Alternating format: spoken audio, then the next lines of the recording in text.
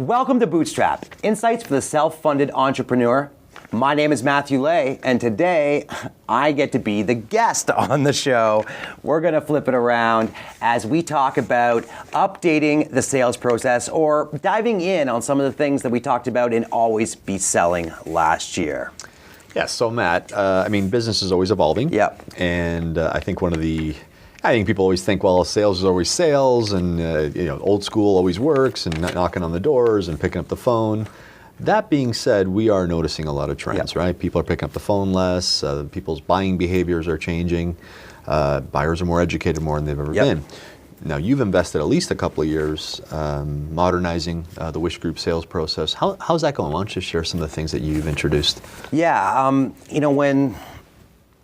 what I find when I talk to people out there is there's two schools of thought in Bootstrap. You got the old school, it's always old school, it's my relationships, it's who I know, it's going to be referral based only. Mm-hmm. And then you got the other guys, and usually there's some of those people we talked about earlier, the funded, where it's all marketing all the time. It's all inbound, and there's no kind of, there's no hybrid going on.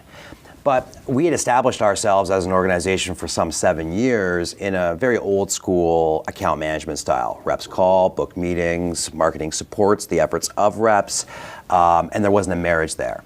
And so we recognized that we needed to turn that around. And so what we did is we formalized a BDR program. Okay. Now for our audience, what does BDR stand for? Oh, Business Development Rep. It's also called SDR, Sales Development Rep.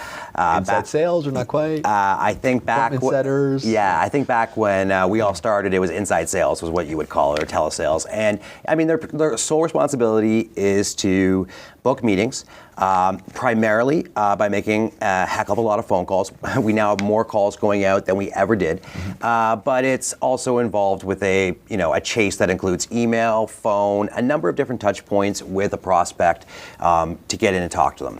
When I started in sales with you, actually, I wasn't very good at it, and I would get on the phone, I'd make 100 dials a day, and I would talk to 40 people giving me no's or not right nows. And while they were giving me the not right nows, they would create a bit of a relationship. We'd know each other. I knew a bit about their kids or when they were going on vacation, and eventually they gave me the meeting. I just leaned on them. Mm-hmm. Well, in this day and age, when you make 100 calls, well, no one's making 100 anymore, but the numbers are 80 calls, get you 10 connects, get you 2 meetings if you're good. Mm-hmm. You're not creating relationships in those 70 calls that you're not reaching someone. So these guys are making calls, they're dropping voicemails and sending emails all at the same time. And so the activity within our organization has gone up drastically. I mean, there's way more calls going out this year than when we started Bootstrap a couple of years ago because of this implementation. So would these BDRs we speak of, are these traditional salespeople? Are they marketing? How would you distinguish them? Well, I think you distinguish them themselves as salespeople. They're people who our promise to them, to your early point, is that they will master the front end of the sales process. If they do this job for a year and they do it well, when they go to another job in sales where they're an account manager or in our organization, they'll always know how to get that first step, get in the door kind of thing. But the direction for them generally comes from our marketing side. And so they're selling in a campaign. So they might one day be focusing on marketers in the legal space, and they'll have a script and an email and a cadence, which is backed up by marketing activities that are occurring in our social, blog, videos. The next day, they might be talking about something completely different. Well, it's not the next day, but the next week, they might start a new campaign into something different. And so they're informed by marketing, but the individuals themselves are people who really want to get into sales, but don't have the experience to be in sales. So that's a stepping stone for a great boot camp. I mean, it is, Yeah. And just even in my experience, I was very good from an early age at the front end of the sales process, and I think that's what helped me become good throughout the entire sales process. Right. Where some people never master that front end, I'm not so sure they become really exceptional later in the stages either. Yeah. Well, I mean, it is a relationship. Yeah. In ping pong, when I got into it late in life, and I'd lose to some guys, and I would say, I feel like I'm a lot better than them, but I'm still losing to them. and you find out they've played for 10 or 15 years, they've seen a lot more balls, right? So these guys, after a year of making 500 calls a week, and some of the numbers are really high depending on the campaign we're running, is they're seeing a lot of objections. They're learning what kind of works, what level of humor versus formalness.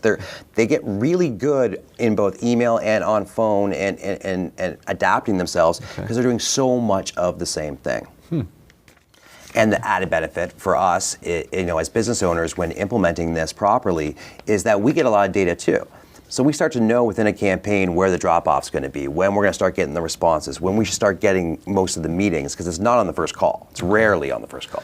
Okay, so I've heard you say to me, and I think you've got stats to back this up, is that, obviously people aren't picking up the phone anymore. Yeah. And I remember in the old days when I was selling, say, oh, you never leave a voicemail. Yeah. Or don't write an email. If they want information, don't send it to them. Yeah. Are you seeing changes there? Are you seeing the value now of a voicemail? People screen their phones that way, or are they reading emails perhaps more than they used to? Yeah, just like in the marketing world where they say, a video of this size, like a 5-6 minute video, this is for sort of a senior manager, maybe director level.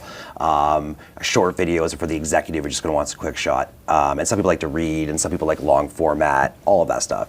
You get all kinds when you're going out to call. Different personalities, different levels of seniority. And as such, different people are going to do different things. What we have found, though, is the combination of the call, the voicemail, the email, backed up by marketing messaging. So this is always including documents and white papers and blog posts and that sort of thing, is what's getting us the best success. An interesting story, I remember we hired these two guys on the same day, and they couldn't be more different. They were both around the same age. One of them was a low energy, analytical thinker, monotone in real life and on phone. The other guy was high energy, the type of person that you would say people want to buy from.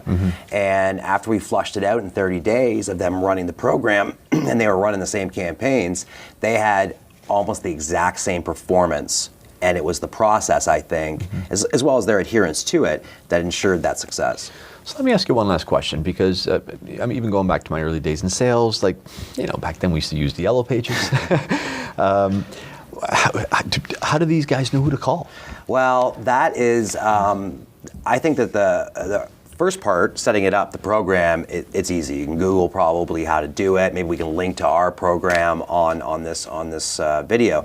But who to call is a bigger deal. And I find that you don't want sales reps thinking about who to call, because they often make the wrong decisions, right? I don't know how many times in the past 15 or 20 years you've hired a salesperson who walks in your office and says, I'm going to call this industry because no one's ever touched it. And then you go, that's because they're not going to buy our service, right? We thought of that. We've been here for 10 years and whatever, right? So we have to give them the names and numbers. And this is the data problem, right? There's so many sources out there that you can get data from, but depending on where you're trying to go, sometimes it's harder than others. So I've got certain businesses within the Wish Group I support where it's real easy. We're going after B2B marketers. They love putting their face and their email out there. I can buy that data or scrub the internet or search and find that data anywhere. And then we got places where we're talking to not-for-profits, or we're talking to just different businesses where the information is not publicly visible. And that's the first start. That's the starting point, really, is to think about where are you going to get this information. The added value of this program as it relates to data, especially if you're in a hard-to-reach market where you don't have the names and your marketing engine isn't giving you a bunch of people to call, which we've got both things going on now, is that in Canada anyways, we've got this law called Castle. We can't just buy information and start blasting emails to people. And so utilizing the BDRs to ascertain the market, to get the information and to get it into your CRM. So they opt in and you're Castle compliant. They've been talking to you. You can start building those Castle compliant lists, or at least start communicating with them in some level of an automated fashion because you've spoken to them, you've had some dialogue, which again is why they're part of the marketing function, right? They're part of this function over here that's building database and feeling like we need to add this many people to the database. Well, the sales leadership is always like, I don't care, where's the revenue? Where's the revenue? Where's the revenue? Well, all of it's part of the same puzzle, if you will. Well, we know you've had tremendous success. Sales at the Wish Group are year over year 50%.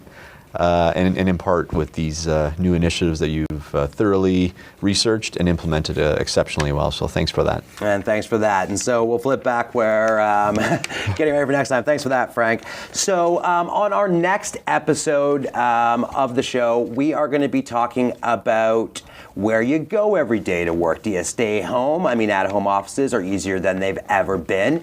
Do you lease a spot, go into a shared space? Very common. And with that, that's all the time we got. So like, share, tell your friends, loved ones, coworkers, maybe your boss to watch the show, and we'll see you next time.